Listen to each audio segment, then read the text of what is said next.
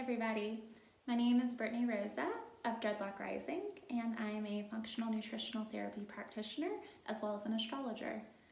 I help my clients heal their physical body with the tools of nutritional therapy, along with helping them reconnect to their true essence and their cosmic footprint, and helping encourage them to fully embody it through astrology readings. My path crossed with Colin and Aaron back in 2014. Colin gave me a job when I really needed one, and Aaron instantly became one of my very favorite yoga teachers, and someone I've looked up to ever since. I believe nutritionally that we're each biologically individual, so there's not going to be a one-size-fits-all approach that I'm going to take to nutritional therapy or with my clients. The types of foods that nourish my body are going to look different than the types that nourish yours. To be fully nourished means to be eating the diet that your body was designed to eat right here and right now.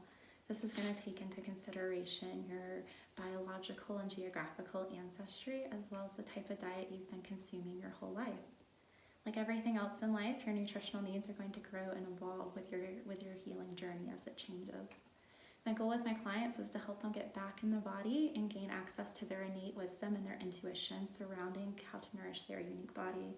You innately know what's going to nourish you best, and with conscious awareness, you can get back in touch with this inner wisdom.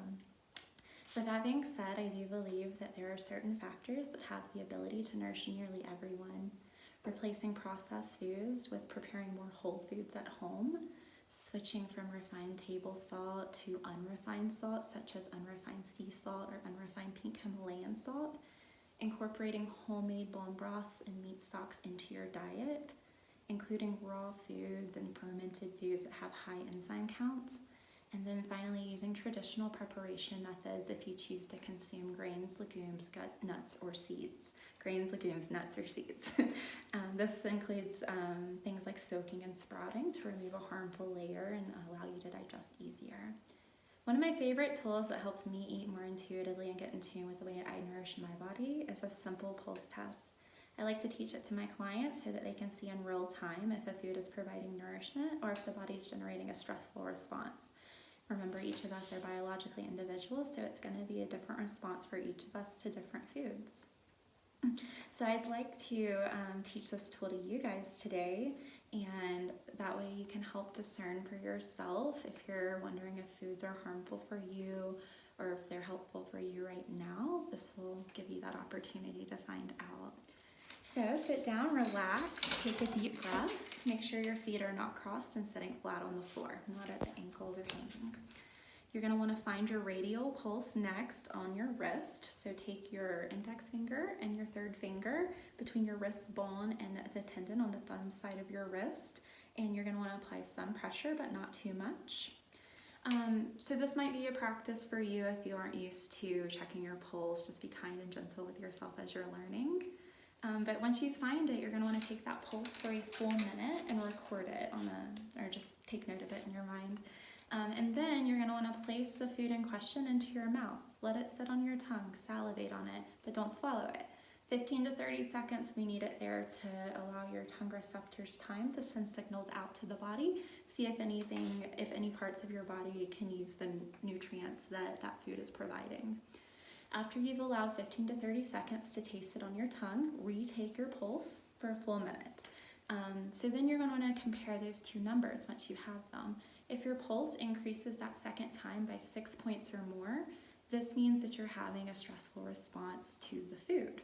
I interpret this as a potential food sensitivity and a food that you might want to remove for, a good month or so. Your body is increasing its heart rate and its pulse as a physiological response to stress that's being provided from what seemingly is a nutrient-dense food.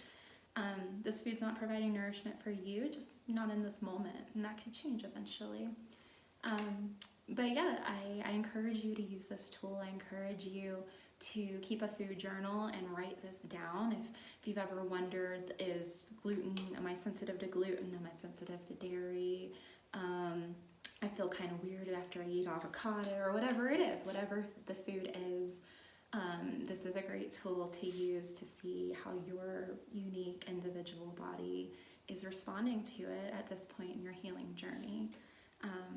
So yeah, that is the pulse test that I like to use. It was incredibly beneficial for me. I suffered from adult food allergies and autoimmune issues for a long time until I learned which foods I could and couldn't put in my body, which foods my body loved and which foods my body rejected.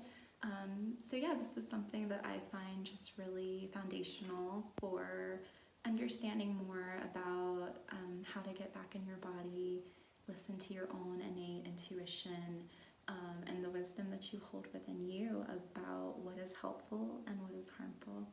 So I hope that is helpful for you guys today, and thank you for your time.